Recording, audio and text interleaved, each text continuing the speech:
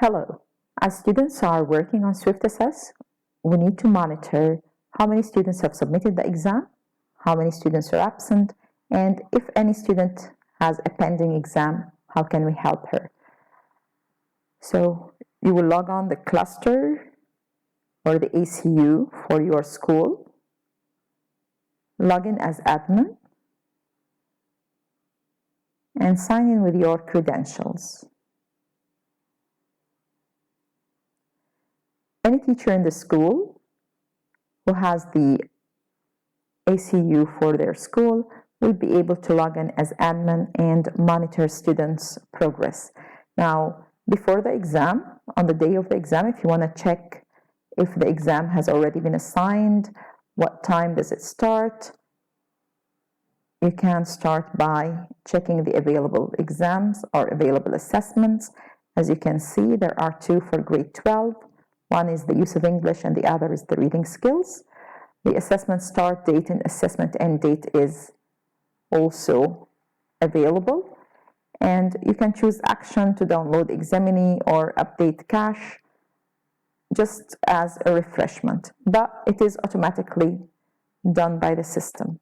You might want to do it just in case. Here are all the exams that are assigned. Now you go to the filter, specify the grade level. Let's, for example, check grade 12 advanced. Now for this specific exam, the grade 12 advanced does not have an assessment. So if so, don't panic because they are all under the grade 12 general actually. So in some grade levels, all the exams have been assigned under the grade 12 general.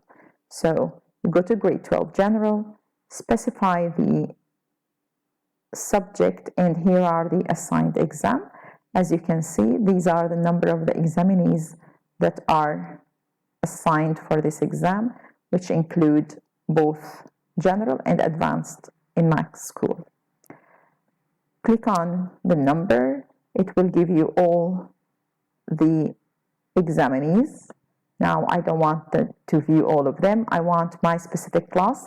As you can see, you've got all the advanced and general under one filter.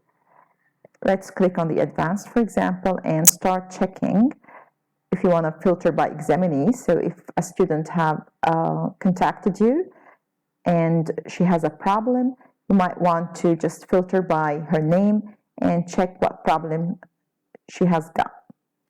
Or if you want to monitor the whole class, how many girls submitted, how many were absent, you can just click the filter that you need.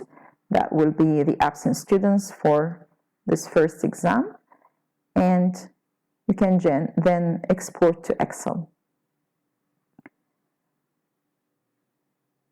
When exporting to Excel, this will give you a document to monitor the students who are absent or submitted and so on. So here it is. These are the absent students and the status is cleared. Well, let's go back and see. We can go to the pending as well if we want to see who is pending.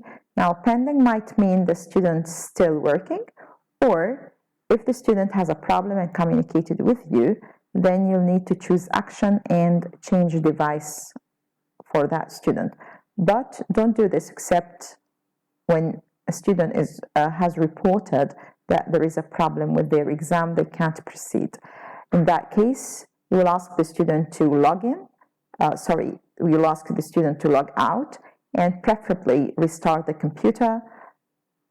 You click on change device, they will log in again, and then they will be able to proceed. If they don't have a problem, then this means they are still working on the exam. So, what else can we learn from here? Of course, how many students submitted by themselves or the timer submission. So timer submission means the timing for the exam has finished or completed before the student complete all the questions by themselves. So it is timer submitted. And then you've got the move to paper, student submission, but the most important are absent, pending, and student submission. This is the way we monitor exams on the Swift Assess. I hope this was helpful, and thank you.